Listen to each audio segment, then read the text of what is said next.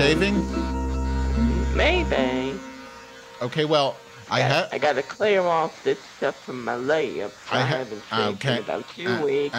Okay. Cheryl, are you all right? Okay, so I have an advice question on MP3, and I thought you could help me answer it. Are you ready? Dear Dr. Lesbian, I have a strange fetish that is heartbreaking. When I think of a child being abducted and taken away forever, I get rock hard. The backstory is this. My 8-year-old brother disappeared in 1972. My mother committed suicide after 5 years of him not coming home. He was an ugly child.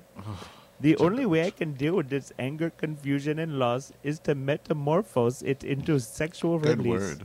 I have a collection of milk cartons. I do drink the milk, but I prize them because the little bitty faces turn me on, knowing that frantic families are waiting for that innocent face to come home, and how horrified the mother and father would feel if they knew some sicko is ejaculating all over little Timmy or Debbie's face. I have a closet full of cum cartons to show for it. My boyfriend recently discovered my stash and threw out all of my precious children. I explained to him that they were collectible and rare milk cartons, but he went and threw them out anyways. That bastard. My question, Dr. Lesbian, is how do I keep my boyfriend's ham hands off of my snatched young'uns? Signed, Dairy Queen. What do you think, Dr. Lesbian? I am the doctor. Thank you for acknowledging that. Well, I think your boyfriend, let's call him Kwanzaa, for lack of a better word. I'm assuming he's the black. And I would say that Kwanzaa is a little bit jealous of those little boys on the milk cartons. So one thing I would suggest, I don't know if you agree with this, Peril, is what I would suggest is that you go ahead and find yearbook pictures of Kwanzaa when he was a little boy in Kwanzaa? I'm guessing it's just a pseudonym, Cheryl. You know what that is? Okay, you mean Ali my vagina? No. I'm talking about his boyfriend. Okay. I'm saying his boyfriend's name is Kwanzaa. Find pictures of his yearbook from when he was a child in Kenya or the Darfur or whatever. Cut them out and tape some of his pictures on the milk cartons, okay?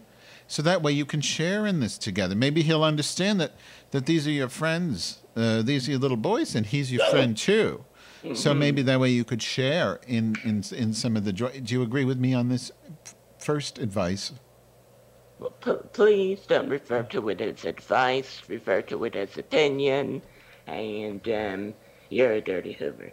Was that your advice? No, I don't know. Okay. Listen. Now I have a second part of my advice. You ready for this, Perot? Mm-hmm. You may not... I would suggest decoupage, okay? Do you know... do you know on the carton? No. Decoupage... Do you know what decoupage is, Cheryl? Yes, I did that once on the right lip. I did different flags of countries, and then went to a World's Fair back in 1900. Back in when? 1900. 1900. Oh, so you're 125. What? Excuse me? God, you're ugly and stupid. I don't know why I even do this program. Listen, so Peril, anyway, the advice is decoupage. Then I'm saying maybe take those milk cartons and turn them into a lampshade. You know, they did that with the Jews. That's probably not wise. What am I gonna learn? You're honey. Maybe turn the decoupage into a coffee table. You know how sometimes you have the glass coffee tables and you I would say I don't think they use glass, do they? I thought it was, you put glass over the wood and then you put the decoupage on top of. I don't know. Oh, you're thinking of scat.